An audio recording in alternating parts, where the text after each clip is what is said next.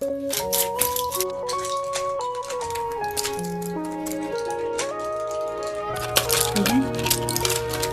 Ayaw naman sumagot. Ano ba yan? Uy! Ang dami mo uminom ng gamot ah. Hindi ba yan makasama sa'yo?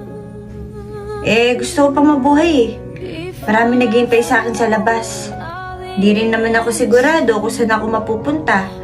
Kung sa langit ba o dito ba sa lupa, di maganda na yung sigurado ko.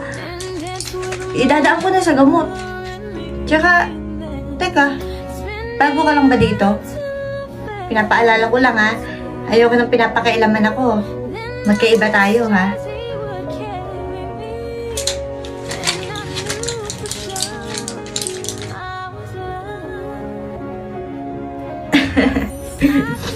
Sige nga anak, reviewin nga natin sino nga ulit ang gumawa ng malaking arko. Si Noah po, Mama. Very good! Napakagaling talaga ng anak ko. Sige na, magpapahinga na si Mama ha. Magbait ka dyan. I love you!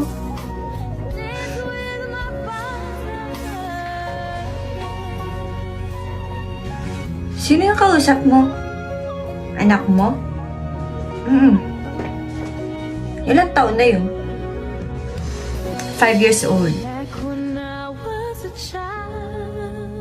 Ano ba yung hawak mo? Lagi mong dala yan. Ito ba? Lagi ko kasi itong binabasa kapag kausap ko yung anak ko. Kasi kahit malayo kami sa isa't isa, hindi kami magkasama, sinisigurado ko na naituturo ko pa rin sa kanya yung salita ng Diyos. Alam mo, hanga rin ako sa'yo eh. Parehas lang naman tayo ng sakit. Breast cancer. Paano mo nagagawang umiti ng ganyan? Paano mo nagagawang parang wala kang sakit? Parang sigurado ka na kung saan ka mapupunta. Parang hindi ka natatakot mamatay. Ako kasi, sa totoo lang, sigurado na ako kung saan ako mapupunta. Kasi tinanggap ko na si Lord sa buhay ko bilang tagapagligtas ko. Sino ba naman ang gustong mapunta sa impyerno, di ba? O ayan, ipaperam ko muna sa'yo yan. Magbasa ka hanggat kaya mong magbasa. Tips ko lang pag nagbasa ka, isa puso mo at samahan mo ng panalangin. Anuin ko naman to? Sa kapal nito, ipapabasa mo sa akin to?